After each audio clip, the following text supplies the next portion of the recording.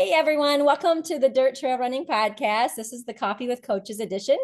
And we have a little bit of a newer version today. Today it's with me, Coach Loretta, and with Coach Lindsay. So thanks, Lindsay, for joining. Thank you for having me. Excited to speak and learn some things too. For sure. I think that it's going to be a great opportunity to share all of our experience and knowledge because I think it's kind of diverse in the things that we've done too. Yeah, So that will be exciting. So absolutely. I'm excited to be here. So I thought that maybe we could, and I know we talked about this a little bit, but that we could do like a this or that situation. So where we can kind of ask each other what we like versus another thing. So I brought a couple little things here. So I'm actually out of one product, but this is one of my other favorites. It's just pure applesauce. And actually, I think Go-Go Squeeze has figured out that runners use their applesauce packets because if you look at this one, it says with added electrolytes. And I found these at Target. So I think that they're like testing the market. We'll see if they stick around. But this or that, would you prefer real food or a gel, any sort of gel? okay, that's great because I have one of Oh, you have it too. the exact same thing. So it's kind of a trick question for me. I like both. And Yeah. I sort of mix it up, especially when I'm doing hundreds or 24-hour races, which are, longer period of time. So in the Yeah. beginning of the race, I'll start out with using the untapped raspberry, salted raspberry. I love them. Yeah, and then mixing in a little bit of junk, which I put all into my little pouch. It's a Mhm. usable Ziploc, which I can stick into my vest or into like a waist belt or my rabbit shorts. Very cool. Fill it with things like Rice Krispie treats, Yum. Skittles, made good bars, but I break them up into little bite-sized pieces, so they're about 25 calories each, so that it's easy for me to calculate in my head how many calories I'm getting in an hour. Awesome. And then I supplement with base salts. Very cool. So I'll do one more of this or that while we're on the base salt situation. All right. Do you like an electrolyte pack, like an element, or do you prefer the salt pills? Yeah, so for me, I prefer base salt and water. I like Mm-hmm. that because I can adjust my variables a little bit easier than when I start blending liquids together. This seems to work a little better for me. How about Does you? that go into water? Is it like a No, mix? just you put it on your, like you open it up. Oops, I'll see if I can do it. You open it up, tip it over, put it on your finger, and then you lick it. Oh, it's like a rabbit salt lick thing. Yes, yes, it is. And so I've never used base salt. I've heard people talk about them, but I've never used them. the thing about it is it's very adjustable, so you can take the amount of licks that you want. And whereas a salt pill, it's all in one, and you can't Right. adjust the amount you're getting. So Oh an yeah. eighth of a teaspoon of salt is about 250 milligrams of sodium. So it's just kind of a nice way for me to adjust as needed. But pro tip, make sure you lock this down because I have so many times left it open in my pocket and I like have a trail of salt behind me. Oh my gosh. Well, I prefer Element to begin with. I just love the taste of it. So, and I find that like it's got 1,000 milligrams of salt. So I find that I just take like two in a like a long race, like a 50 or even 100, and I'm good. But I'm not a very salty sweater to begin with. I sweat a lot, but I don't think I am a salty sweater. Mhm. But yeah, it's really interesting. I'm always shocked at how people, especially in a marathon, can just take a salt pill without puking it up because I've tried and it's not pretty. I have to be like fully stopped, not breathing heavy, and I can take a salt pill, but I don't prefer it. Right, right. And I feel like I get into issues if I take too much salt, then I'm in the bathroom a lot. Oh So, yeah, yeah, it's not yeah. So, but I guess of course, everyone is different, but it's fun to see like this or that, like on different people's perspectives. right, right. So I guess overall, we both like a kind of a mix, maybe a food and Yeah, gel. You I say, go through spurts where I only want real food, but if I'm running a marathon, I can generally take a gel or two. It takes some concentration for me. But I found that I like the untapped. It's easier to go down than other gels for Mhm. me. So that's what I've been using too. And yeah, I really do enjoy it. Right. And then the other thing that I like is to kind of mix it up. At the beginning, I showed kind of the sweet stuff that I use, but Hmm. mid-race, I switched to more savory things. So, Oh, potato chips. yes, and I like to make mashed potatoes. I have a Oh, special mashed potato recipe. So if anybody wants it, message me and I can give you Loretta's secret. that's a good idea. Yeah, I would love to see your mashed potato recipe for race day. So yeah, because I feel like you kind of change as the day goes on, and you need a little bit of that salty, savory food, especially Absolutely. once it gets a little bit cooler. Then I like to have soup or the broth. Oh, so good. That was a great question, Lindsay. Thanks for asking that. You're welcome. All right, so our topic today is really talking about developing a positive mindset, a growth mindset, and kind of getting past those DNFs, the dreaded do not finishes. So let's dive into it a little bit and kind of talk through it. I know I've had some do not finishes. I'm sure you've had some do not finishes, and let's talk with everybody about how, like, maybe reasons. Let's start out with reasons people might DNF, and then just kind Mhm. of go from there. Does that sound good? Yeah, absolutely. Can you think of reasons that maybe that you think maybe are top DNF reasons? Right. So for myself, I've had one DNF and it was due to injury. And gosh, I'm kind of glad I went through that because it was before I started coaching, or maybe right at the very start of it. And it definitely has helped me relate to people more, because I don't think many people, I know maybe one person that's never had a DNF. And I don't like, the death before DNF mentality, especially when you're injured. Right. I don't think it's smart to finish a race if you are dragging your leg. We all love to run and we want to be able to run for the rest of our lives, most of us. So we want to make sure that we don't make a stupid decision that can impact that. But I had an Achilles injury and just couldn't take another step. So, of course, DNF'd at mile 60 of 100. Mhm. But so injury is probably the most common that people have. And then unfortunately that mind will get you too if, like, you know you're just not into it. And that can also be a valid reason. A lot of people do this just for the joy of doing it, and it's a huge accomplishment to be out there. So it's not right or wrong that you want to quit because you are just not feeling it. Like that's a sometimes a perfectly valid reason. But you ultimately do have to live with your decision post race, which is, I think, also an important conversation in the whole DNF factor. Like, if you can continue on with your week and it doesn't affect you, by all means. But some people, the DNF, because they don't want to finish the race, will stay with them for like the next year. And we can't have that either. Right, right. But those are probably the two most common, is just like the mental checkout or injury. Right, right. And I would agree. So that my DNFs have been due to injury as well. Mm-hmm. Which, at some point you have to make a decision and listen to your body, right? Of Yeah. whether it's right to run another day, or am I going to push through this and maybe really get into more injury Right. and then take myself out of the sport. And I choose to listen to my body because I'm in it for longevity. So Mm-hmm. I think that's that fine balance. And I think injury can happen two ways, right? We're going into a race maybe not as healthy as we want to be, and then Yeah. that nagging injury comes up, or maybe it's something that happens on the course. You trip, you sprain your ankle, you fall, whatever, and you really get something that's kind of taking you out. I think that's Yeah. big.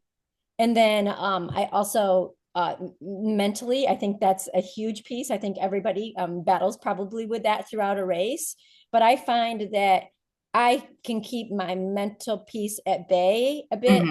I keep my nutrition and hydration on point. I think Right. that stops such big lows and highs for me.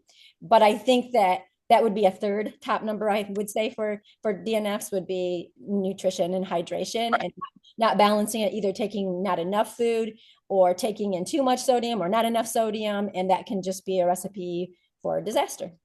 Right.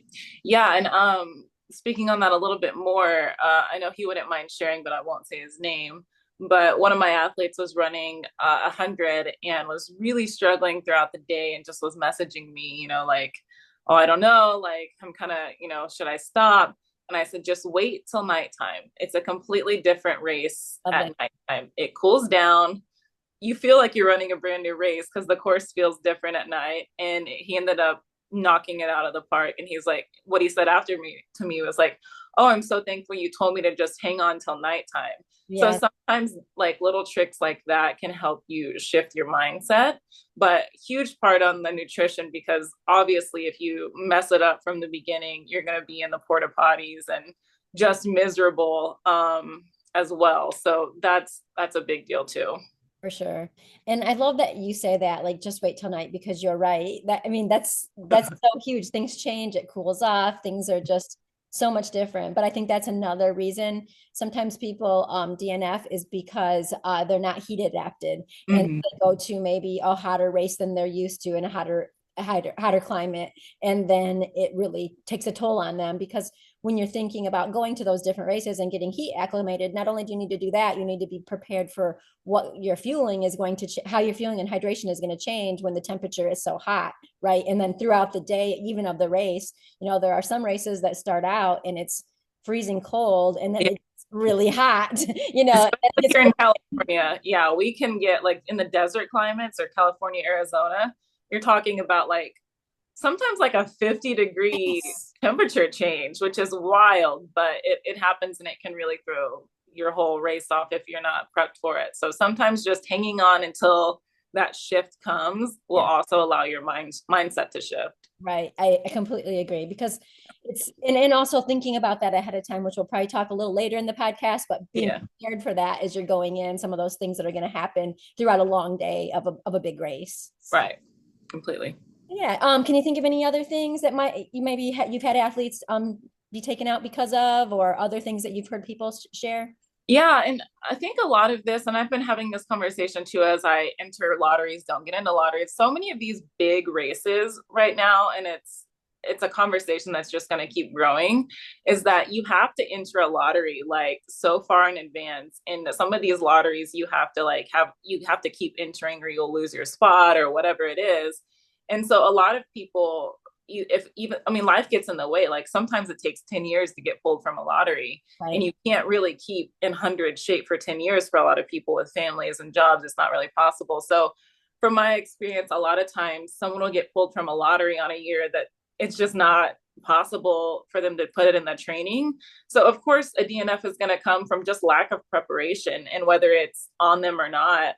Sometimes we just show up to a race and hope for the best, and sometimes it's not possible. But with these bigger races like Leadville, Western, all these ones that really require a lottery system to get in, sometimes you just have to take the chance and go for it. But you're kind of risking a DNF too on that end if it's just not your time. Right, for sure. Yeah. And I think that inadequate training can really, get you to the line, but Yeah. Can it finish? right. And I mean, it's pretty hard to wing 100. It's very hard to wing 100. It's not impossible, but it's definitely hard. It'd be much enjoyable if you had the training, right? I know, it's so funny. Like, and I've definitely winged some hundreds, and and then you're in the back of your mind, you're like, oh, I could have made that so much more fun for myself. Exactly, exactly. But lack of preparation will get us all. So it's definitely something to think about when you do just sign up for a race, or it's all fun and games until that race date gets closer. Right, right, exactly. So Yeah. another thing that I'm always messaging you about, I don't seem to have this problem myself. Luckily, I'm not bragging, but I don't. Blisters. Yeah. Sometimes foot care is really a big thing, especially going through races that have a lot of different water crossings or snow, or it's a wet race. We see some people really drop out because the blisters just become Yeah. manageable. So I've got you on text speed dial for asking you about that, because you have done some of those harder races like Hurt, where you went through like 20 water crossings, and Hmm. other events like that, or super humid races or bad water. So Hmm. so I think that is a reason that a lot of people will drop as well. And I think people don't really factor in the feet. They're like, because when you think about a blister, you're like, oh, I'll be able to mentally get past it. But a blister will absolutely take you out. At the Keys 100, this last time, I had to cut open my shoes because my feet swelled so bad and my feet were so blistered that I went to change my socks and I couldn't get my shoe back on. So my dad was carrying me, and so we just cut open my shoe, and that was a lifesaver. So people put scissors in your shoe kit. If you're on a road, it is a lifesaver. And some people even start races on the road like that too. But blisters, I find for myself, are way worse on hot road. Like on a trail, I can handle them, but the hot road is where I will get them. So you just have to be prepared. But what I found, little tips, I use the toe socks now that has been a lifesaver for me. I'm someone that does blister like badly. I've sprayed my feet with athlete's foot spray to keep them dry, which has also been a game changer. Um, and then that really eliminates the water problem. But changing your socks often, that sort of thing. You just have to have a plan for when the feet go south, because for 90% of us, I think it's a we deal with it. Like you're one of the lucky, the lucky that don't. Yes, I am. I'm very lucky. But now that you mention it, and I'm sure my athlete will be listening and he's probably going to be chuckling because he just asked about the Keys Ultra. And I knew about your shoe cutting, but I didn't want to tell him that and scare him too much. But if people want to check that out, it's on Lindsay's Instagram where she Yes. adapted her shoes. We'll talk about that later, but adaptability is a huge piece in not getting a DNF as well. So Yeah. we can dive Yeah. a little bit later. Yeah. We can talk about adaptability all day, but it, unless you're injured, if your mind is in it, you're gonna have to adapt in 100. So it's literally all about adapting, and some of us go to more extremes than others to adapt. But if you can think outside the box, you can get a finish. Right. So another thing that I can think of, a reason for DNF is maybe not following your race day strategy plan, maybe going out too fast, maybe Yeah. you're supposed to do a run walk and you didn't do that. You started out with just running without walk breaks and you had been training the other way. There's so many different strategy pieces that might go south if you don't follow what you had planned to going on race day. And it's easy because, right, you come in after a taper, you're feeling fresh, you're feeling good. Starting the start of 100 is not super fast paced, so it's easy to go too fast because it feels comfortable, and then it gets hard. Yeah, I think that's probably, I think if you ask someone if they didn't have like the perfect race, that's probably what they'll say. Oh, I started too fast. Mhm. And I'm so guilty of this. And sometimes I can regroup it, but sometimes I can't. And then I'm just kind of stuck in a shuffle for the rest of the time. But one of my friends tells me I start every race like an 8-year-old at a 5K. I love that. That's a good visualization. I know, but I find that my body doesn't need a lot of time to warm up, which is bad because I literally can just go and then I'm like, oh wait, I better back off.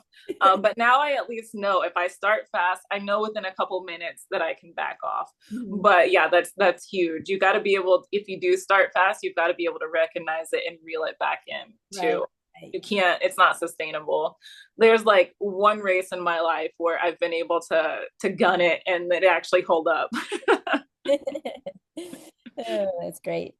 Any other reasons that you can think of for DNF? I think we've covered a Yeah. good bulk of them. I'm sure there's other little reasons that people have DNF. Some people I've heard have problems with their vision that will go bad, Yeah. as they're going deeper into a race. I think that's one. Of course, things like cramps in your muscles or tired muscles or exhaustion, Yeah. which some of those things can be fixed with nutrition and hydration, but Yeah. can take somebody out if they aren't able to figure out and balance that or don't know that. Yeah, and I think like the sleepiness thing goes into that same category. And when my athletes will text me like I'm just so sleepy, or I'm like, so many problems can be just solved by nutrition. So let's see if we can eat our way out of this. And generally you can. And having my friends also call this, like, if you get tired, we have like an activity chip. So like put some chips in a bag and tell them to walk with it. Like, A good one. have something to do out there.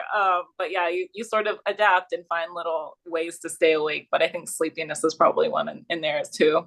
Right. So, Yeah.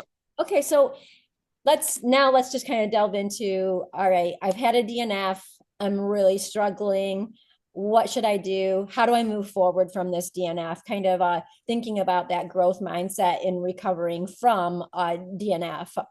So I'll just kind of start us off with, I feel like the first thing to do is really to process your emotions. Mhm. It is somewhat grief, right? You've went through training for maybe several months, maybe several years. You've been really looking forward to this finish and it doesn't happen. So you do kind of go through that grief process of, going through, and maybe you're sad, maybe you're angry, maybe you're embarrassed, maybe you're guilty because you didn't feel like you should have quit. Because sometimes I think when we look back at it, we're like, oh, I didn't feel that bad. Well, maybe now you think you didn't feel Yeah. bad, but at the moment you probably really did, and you probably made the right decision. But we Yeah. tend to beat ourselves up when we replay the story. So I Yeah. think now that is like the biggest thing. What's your thoughts on that? Yeah, processing it is huge. And I mean, we always forget the pain. We always do. Whether the race goes well or it is a DNF, you forget how much pain you're actually in. So that's like your first thought is like, oh, I could have finished. In reality, you made the right decision. Right. Um, but even in a good race, we're like, oh, I could have done better. Like, no, you did what you could at the time, Right. but usually. But yeah, processing it is first.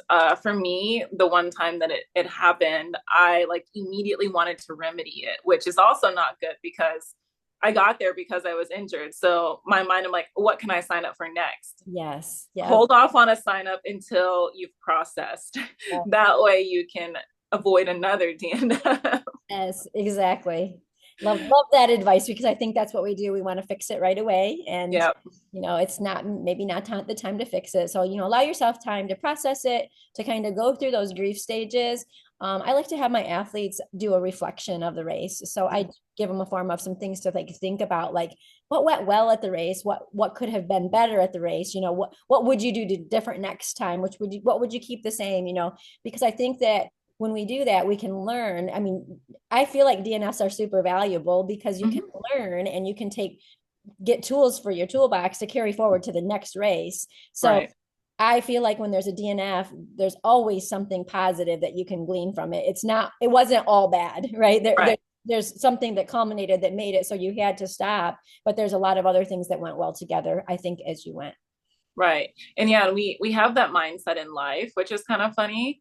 Like we have this mindset that like failure is necessary for growth, but for some reason we it's really hard to accept that in running on Mhm. a race day. We're like, no, this has to go the way that I need it to go. But in reality, failure is part of growth. Right. So, it's not a failure, it's just move on and process it. And if you process it correctly, you can avoid it the next time. Right. I think so too. And just, I'm always putting tools in my toolbox to make it so hopefully next time I have the tool to help with adaptability to help me, Right.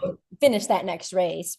Right. I think each race is so different that, I always tell people like expect the unexpected, because you just don't know what's going to happen at that No. race. You might not have the tool on that exact day, but the next time you face it, you'll have that tool. Yeah, you'll have it. And we're constantly learning like every single race, no matter how many I do. I'm learning what works better for me or how to get through something that I've faced for the first time. But you said, like if you have the tools to navigate it, you're gonna be okay. But if you choose the DNF, then the route you got to go is you've got to process, and then it's like the grief stages. You've got to accept it, and then you've got to plan forward to how if that really did bother you and bum you out, how do we not go back to that place if it's avoidable? So then how to train better, how to navigate better, how to adapt better type of thing. Right, completely agree. So, we process it, then we reflect on it, we learn from it, and then make sure we're taking time, like you said, to recover, listening to your body. Sometimes I have athletes that, go in, they have a big race, they don't go maybe the full distance, but they still go a good share of that race, and then they want to get right back to their training.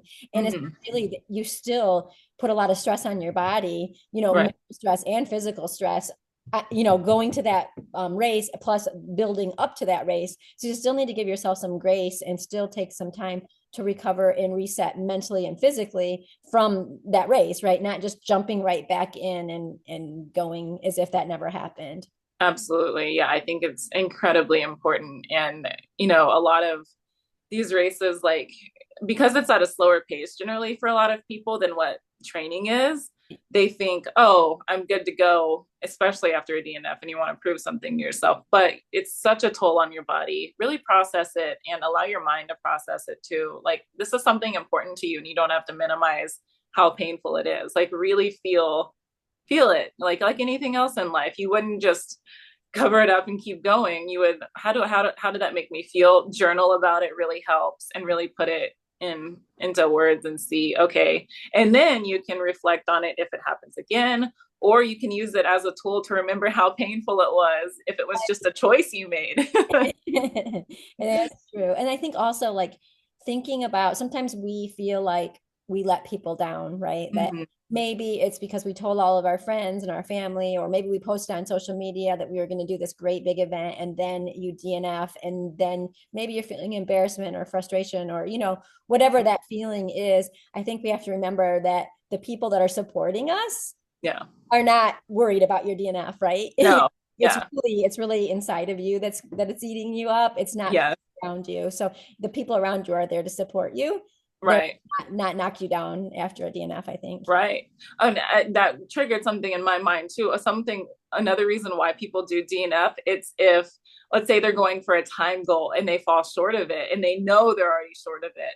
But to be honest, like you don't know how the second half of the race is going to play out. Like there are some times where you know that it's just not going to happen. Like if you're running a marathon and you're at a 9 minute pace when you should be at a 7, but Mhm. in 100, you've got all this wiggle room to make something happen. So sometimes it's just maybe a premature quit because you don't think that your pace is on what you want it to be. But hang in there sometimes and, maybe you might surprise yourself. Right, right. I agree. So, and that's something I was thinking about too is goals. So, when we go into goals, sometimes we set all these big performance goals for ourselves, like maybe it's a podium or maybe it's a time goal Yeah. for ourselves personally. And when they go out of reach, then it's really hard to keep going. And that's one of the things I talk to athletes a lot about is, setting a variety of goals, an A, B, and C goal, so that you're out there for a really long time. You want to make sure that you have a goal that you can pull from if one slips away. And then also thinking about, and this is something I also talk about with athletes in the beginning of a new season during transition season, like let's set process goals. So we need process goals for training, but we can use those process goals in our races too. So maybe Right. my process goal I'm working on, I need to make sure that I'm eating every 15 minutes, Mm-hmm. 30 minutes, or whatever my plan is. And if Yeah. I did that, and even if I did DNF and I did that, I achieved that goal, right? I was able to keep up with that, whatever that might be. Maybe it's that I'm going to use a mantra and I'm going to, say that, every whatever, Yeah. every aid station, I'm going to remind myself that. And if you did that, you still achieved those goals. So it's Right. not like it was a waste of all of your training because you still achieved some of those process goals and you also were able to I lost my train of thought. Able to, train for it. You got there. It just wasn't your day.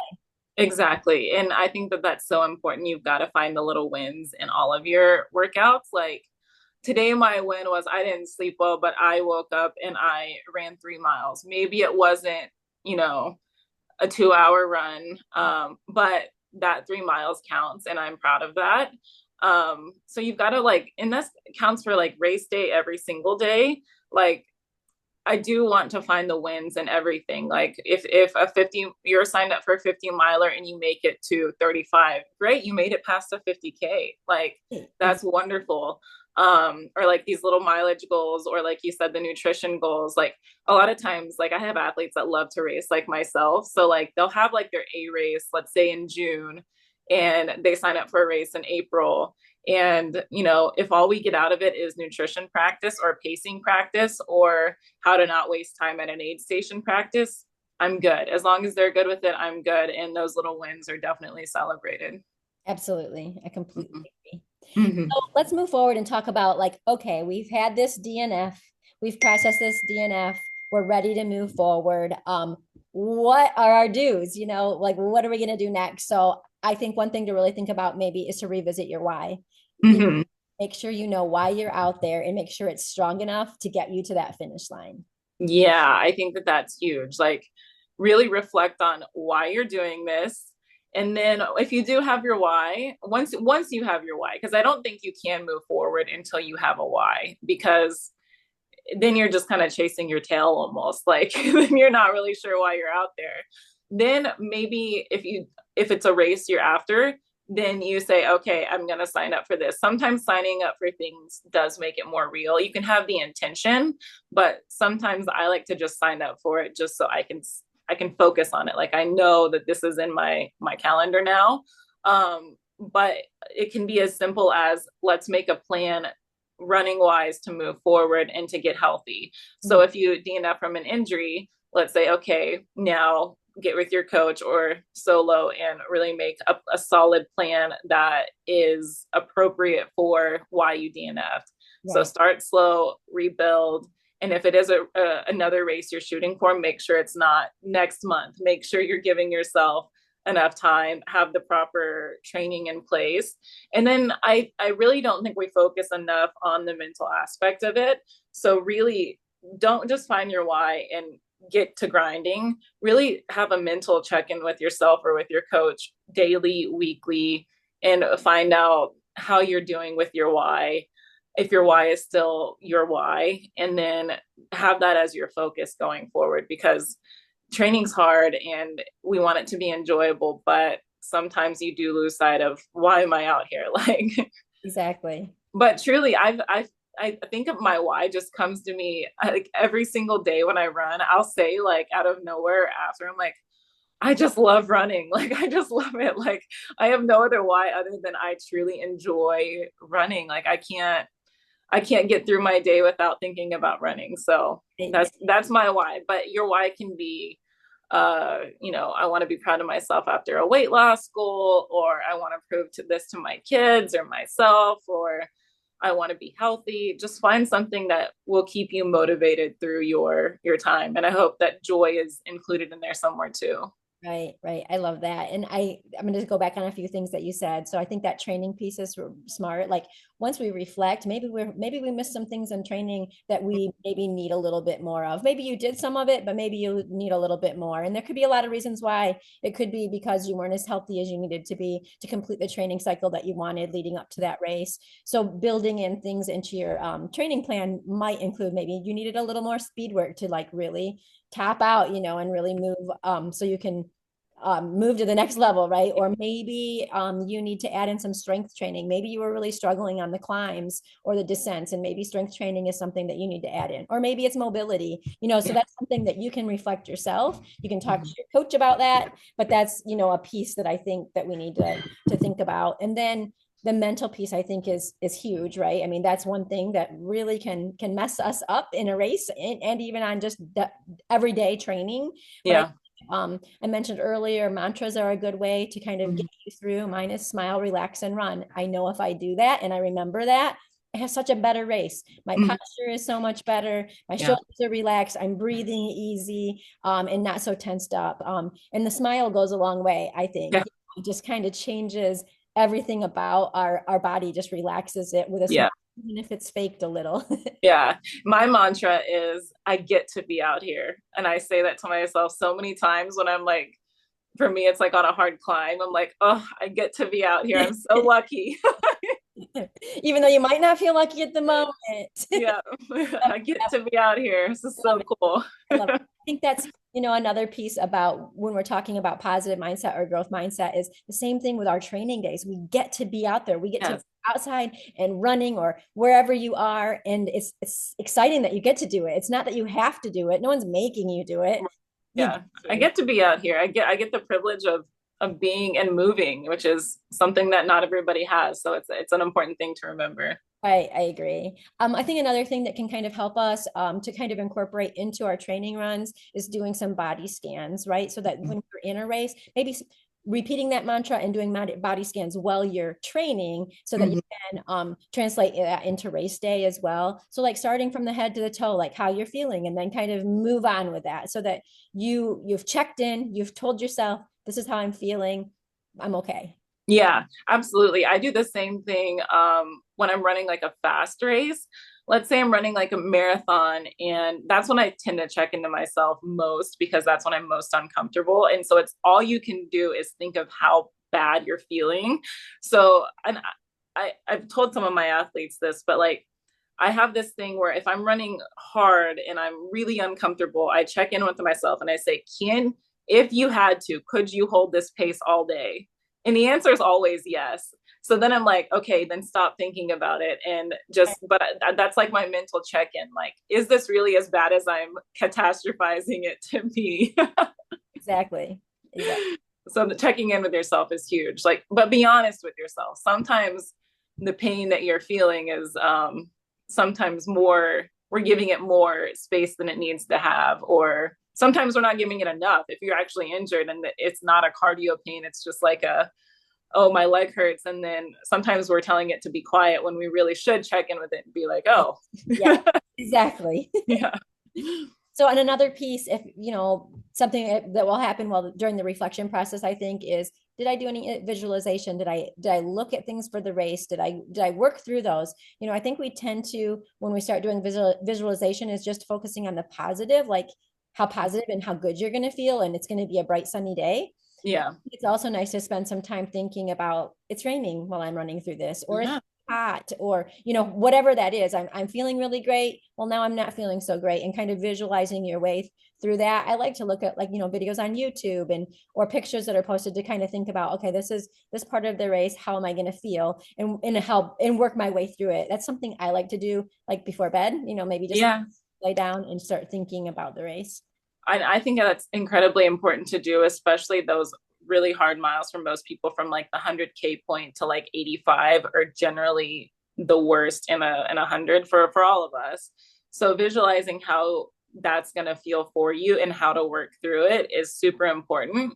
And then visualize also, if you're maybe not one of the front of the pack runners, if you're middle of the pack to back of the pack runner, visualize how that second sunrise is going to feel, because you're going to see it, and make that your a lot of times that can really be a boost. Like, make that be your good feeling. So think about like when 85, 90 comes around and you're seeing that sunrise, and thinking of how that does feel good to you, and then you can keep it going too. So you can visualize the tough parts, but also visualize the wonderful sunrise that you're going to see, and the warmth, and then visualize that finish line is incredibly important.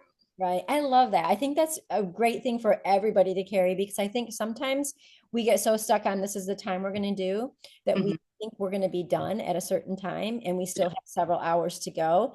And Yeah. waiting for that next sunrise might be a way to keep you in the game, right? Like, Yeah. thinking that you already know, you're preparing that you're probably going to see it. So Yeah. not something that's so shocking when you get to the you're not going to see Yeah. it. And every time I've ever seen a second sunrise, it is the most glorious feeling. Like, you feel renewed almost. Like the sun always shines again. The darkness is over, and then it's a different race again. So, The new day. Oh, that's great. So I think the other thing we mentioned, fueling and hydration can be a big thing that takes us out of a race. So going forward, do make sure you're practicing in your training runs, your nutrition, your hydration, playing around with it so you can get it dialed in for what works for you, because what works for Lindsay doesn't work for me, and what works for me mhm. doesn't work for Lindsay. You can learn advice from other people, but you really need to try it on yourself, and you need to really focus on training your gut. So Yes. I like to give advice to athletes, like, if your run is an hour and a half or longer, train for it as if you're doing your race, even though don't really necessarily maybe need as much fuel in an hour and a half, but your gut still needs to get used to that, and you need to get used to making sure that you're taking it in on a regular basis to be ready Right. for a bigger race. And a lot of times, sometimes we have to use what's at the aid station, and we don't have our own. So make sure you've verified what it is, but also make sure that you realize that it's probably going to be a watered down version of what they say it's going to be. If they're using scratch at the race, count on it not being full calorie scratch. So take that into your training. But it's super helpful, even if you plan on using exactly your own fuel the whole time. Reality is sometimes that might just not happen, and you might have to use whatever the race provides. So if it's gnarly, maybe try out a gnarly on a run, just to be adaptable again. Right. But sometimes people like think, oh, they'll have tailwind, I'll be fine. But the concentration can also throw off. Maybe it's overly concentrated, and that can immediately affect your gut. So just being prepared on all cylinders, your gut will take you down a notch, if not out. So just be prepped, train the way that you want to race. And I think we often forget that our gut is able to be trained just like our legs. So Right, for sure. I love that pro tip. Thinking about, the course might not have the same concentration that you mhm. trained with. So Yeah. that's a really good thing to think about, because sometimes that can throw your race off. And if you know that, or you have that in the back of your head, maybe you can make some adjustments to make Yeah. that so you can get through it. That's a really great tip. Yeah. I think the other thing is time management in a race and your race plan and thinking about, okay, I DNF'd because I didn't make cutoffs. I think Right. things that sometimes people forget is one, how much time they're spending in an aid station. Yeah. Aid stations can suck so much time. I always Mhm. try to tell my athletes, walk through aid stations, grab the Yeah. what you need and keep going. Because every step forward, you're moving. But if Yeah. you're standing there, it's taking time away. While you have a long time, to go or to, finish, it still is taking time that you Yeah. could keep going forward. And even if you're walking and taking in food, I think it's huge. And then Yeah. I also think knowing the course before you go. So races will have an overall cutoff, but then they'll also have cutoffs at certain aid stations, which might be tighter than the overall cutoff. So you Right. be prepared so that you don't get to this 100K and you didn't meet cutoff to keep going forward, even though Yeah. you still might be on the overall race cutoff. Yeah. That's a big thing to keep an eye on. And then also the chair, like the chair of death. Do not sit in it unless there's like a medical necessity reason, because it's hard to get out once you. It's so hard to get out of it. Yeah. I totally agree with all of that. And people, if you run a hard trail race, not just a like a tunnel hill or a hennepin type of situation, please look at the intermediate cutoffs, because these cutoffs are usually set because they have to be out of a park by a certain time. It has nothing to do with the overall pace. Sometimes these permits want you out by 10 a.m. of that area. So especially if it's a point to point or an out and back, like it usually has nothing to do with like the overall cutoff. Like especially like Angela's Crest out here, a lot of these just need you out of that area by a certain time. So it might be much faster than your overall cutoff. So those are important to look at. Yes, yes. I think that's super huge because some people forget about that. They'll look at the overall time and then they don't realize that there's harder cutoffs. So Yeah. that's big. I think the other thing is temperature can take you out of a race. Obviously some weather is completely out of our control. The best thing we can do is practice in different varieties of weather so we're somewhat prepared, but Yeah. knowing the race you're going into. So if it is a really hot race, like, for instance, you've done Badwater, Mm-hmm. any of those desert races are hot. And I think thinking about I coach a lot of people and I'm also from the Midwest. So we have a climate that is much more humid than Mm-hmm. the arid temperatures in the desert, which is a big difference when we're thinking about sweat loss and Yeah. affects you. So, being aware of that kind of stuff and training yourself for heat adapt, being heat adapted and being prepared for cold temperatures, I think are super huge to go into your next race if that's going to be a big factor of the race. Yeah. And even with like something like Hennepin, I remember because I grew up in the humidity, but I live in LA now. And I remember showing up to Hennepin and I was like, humid.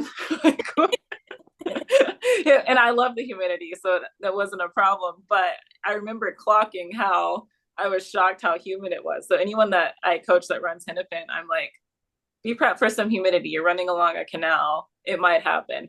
And then there's so many races like the one you and I did in Texas, Oh where gosh. if you decide to race in Texas, that's why I'm thankful I don't race in Texas much anymore. They've got wonderful races, but expect the full spectrum. Like it can either be 19 degrees or it can be 100 and it probably will rain at some point.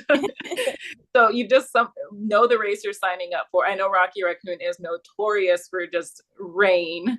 The year I did it, it was beautiful. So you just don't know. Like, don't take the historics for what they're gonna be. Happen, right? Because I think about Hennepin too. Like the year I raced it, it was cool. It was probably like 40s, 50s, maybe a misty rain. It was the perfect day.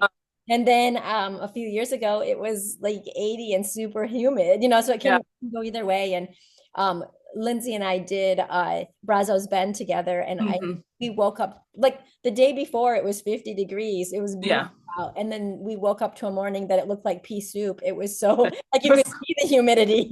There was a photo of us where we're running through. It's not fog, it's humidity. Humidity. It's bad. It's so bad. But if you factor that in, you also have to adjust your goals. If your goal was to sub 20 or 100 or sub 24, sometimes I show up and I'm like, okay, we've got to dial back. We've got to dial back our expectations. And it just is what it is. Like, it doesn't take away from your effort out there. You can still have the same effort, but it might not yield the same pace result. Right, right. I completely agree. And that's something I mentioned earlier, adaptability, right? That's one big piece of adaptability is, a runner that is smart is going to adjust their goals when they get to a race and the weather isn't the temperature or ideal of what they, expected that it would be. If it gets Yeah. extreme one way or the other unexpectedly, we definitely need to change that because our body is going to respond different. 50 Mhm. degrees is kind of like the ideal running temperature. And then when we go below that or above that, we're going to expect that our performance is going to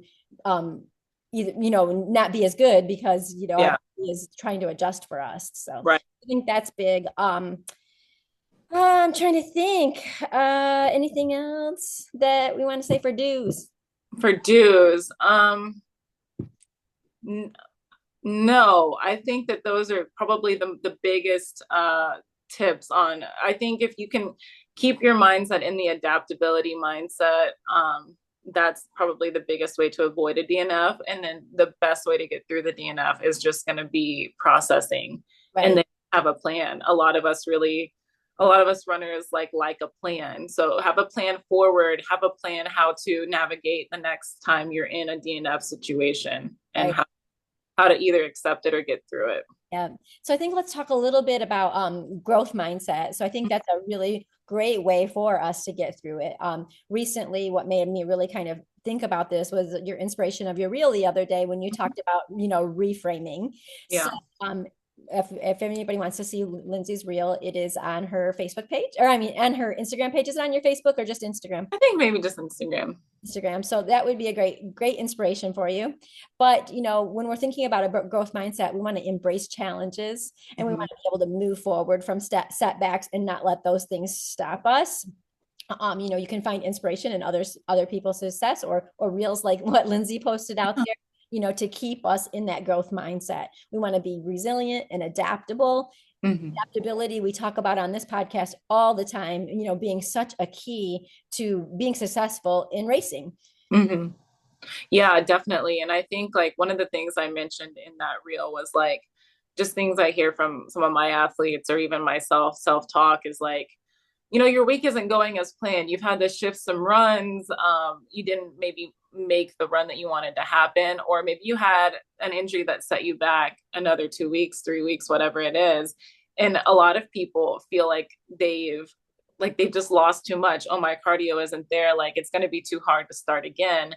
But sometimes looking at it as, wow, I get this wonderful clean slate to restart and retrain my body. That's also a beautiful thing.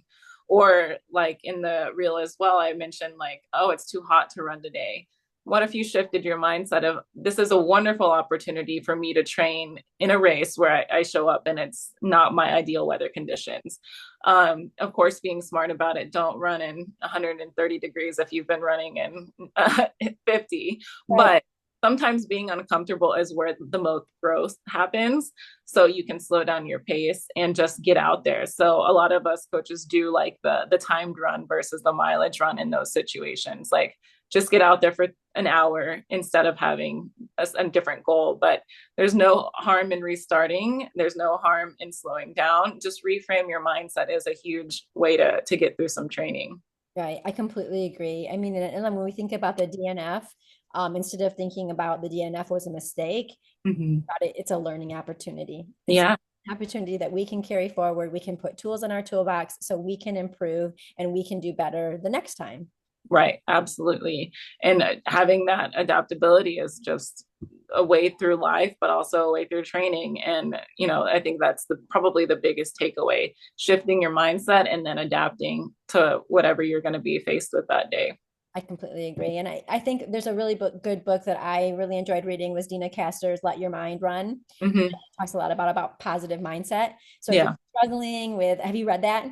No, it's on my list. I've been meaning to Definitely. read it. Yeah, I That's need good to get it. audio. I am not somebody that repeats books, but I did listen to it twice on audio. Because I Mm, really enjoyed it.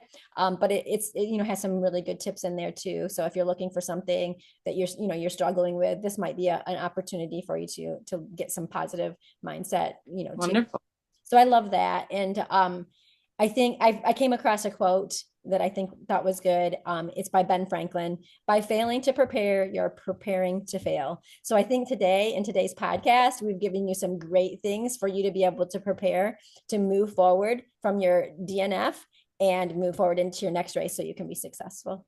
I love that. And that is key. I think as coaches, we can tell you to run all these certain miles, but in reality, I'm prepping you for anything that can happen. And that's kind of the main asset to having a coach, is thinking about things that you didn't know could be an issue, or just having that the prepared mentality. So I think I love that quote, and it's so true. And I think if you're a better adapter and you're more prepped in your running world, I think that that translates to your life as well.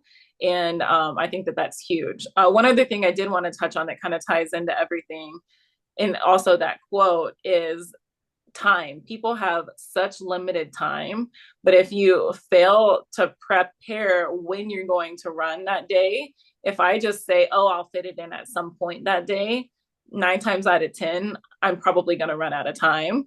So I'm finding that if I've got a very busy day of back-to-back things, schedule it out. Schedule out when you're going to run, make it a non-negotiable, and then have that exactly when you're going to do it. Like, so you're not failing to prepare when you have to run. Because sometimes we're just like, oh, I'll get to it. And then it's 10, 11 at night, and we're like, I'm not getting to it. Right. I love that. So I work remotely, and I came from a career in special education where I always had a very busy schedule every day. And what Mm-hmm. I learned when I sort of stepped away from that and became more into a remote role is I still needed to schedule my day, right? Yeah. So I still have a dry erase board that I write down, the tasks that I need to complete. And you'll see running in there, strength training, and going for a walk, Yeah. that's always part of my day, so that I make sure that it's something that a task that I need to complete. Right. Yeah. And I do the same. Like I'm someone that hates like a to-do list. I hate it, but it is helpful, especially if you're finding it hard to fit in your runs and your workouts. But I even bring clothes to my job, and I will do it in my lunch break. And that's something that people think about but never actually do. But if you've got a way to like put yourself together afterward, and I'm sure you did that in your principal and teaching career. I'm sure you've done that many times. Yes. But it's kind of a nice middle of the day reset too. But sometimes it does require, like, this stuff is hard and it requires commitment. So sometimes you've got to sacrifice that early wake up time. Sometimes you just do, but scheduling it out in your day and visualizing where it fits is really helpful. Right. Well, okay. I just got to say something. I feel like we've agreed on all of this podcast. When we get to the very end and we find something that's different. I love lists. I love to do lists, Oh, and you don't love them. I hate them. They truly give me anxiety. Like, I come from a family of listers, and somehow, like, my dad will just write a list after the day too, just to check it off. And I'm like, that is weird. That's me. That's too funny. So I want to go back to something in the beginning of the podcast, because this really caught my attention too, is Lindsay was sharing that she learns things at her races too. And Lindsay has ran over 100 races of a marathon and over. So I think that just speaks in itself of how much there is to learn in these events, right? That you're Yeah. still learning and you've done all of those races. I'm still learning. And the other day, I usually, like, we have our favorite outfits to run in or whatever. I'm still learning. I decided to wear a shirt, because a specific type of shirt, because it was a little cooler in the morning. My arm is chafed up. So I know not to wear that shirt. Like, even if it's a small learn like that, Right. or I know to put some lube in that area now. But like literally every single race, I learned something. Right. And then your body is always changing too. So like, for a long time, I was able to use a specific type of gel, and then one day it was making me puke. So like, sometimes you'll learn something and then you'll have to like scrap that, relearn it. I feel like I'm always adjusting my nutrition. It'll work for a while, and then I kind of need to modify that to make it a little bit better. So I think that's really good. Right. And as we age too, like, I mean, things that worked for me when I was 20 don't work for me now in my mid 30s. Like, you're constantly learning, and then don't get too comfortable, because it might not work the next race. Exactly. So Yeah. I mean, I think that that's the beauty of having a coach too, is to learn from so much experience Yeah. from the coaches that that you can find. So I think that No. if you've been through a DNF and you didn't have a coach, that might be something that would also be a great tool in your toolbox. And even if you did, I mean, sometimes our athletes still don't finish. It doesn't mean Yeah. because we have a coach that's a guaranteed finish, but we are definitely there to help you and support you through the race and do the best that we can to get you to that finish line, and then help you reflect on it after the race, whether it was a finish or not finish. Right. And it's just important to have that support system. So having a coach to me is invaluable because you do have a support system. You have someone that cares, someone that checks in on you. And a lot of times we don't check in because we want to hammer that you need to do this. We check in because we genuinely care and we want people to succeed and to feel their best. So I think that's important. I agree. Yeah.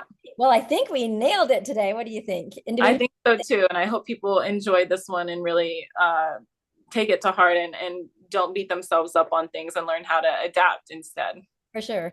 And if you have any suggestions for any future podcast topics, feel free to message either Lindsay or I on our socials, and we would be glad to put them on our list of upcoming episodes. So thank you so much for being with us today.